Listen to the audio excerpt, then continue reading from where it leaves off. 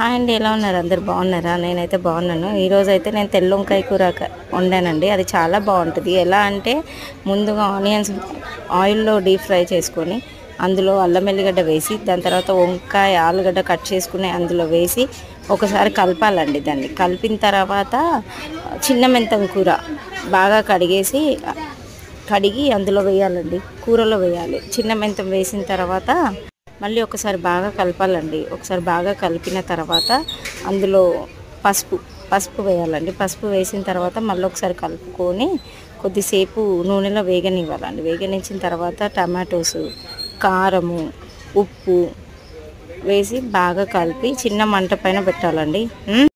లాస్ట్కి కొన్ని వాటర్ పోసి పెట్టేసేయాలండి. అయిపోతుంది అంతే. ఇక దాని టేస్టే వేరండి. మీరు ఒకసారి ఇలా ట్రై చేయండి, మీకే తెలుస్తుంది అది ఎంత బాగుంటుందో.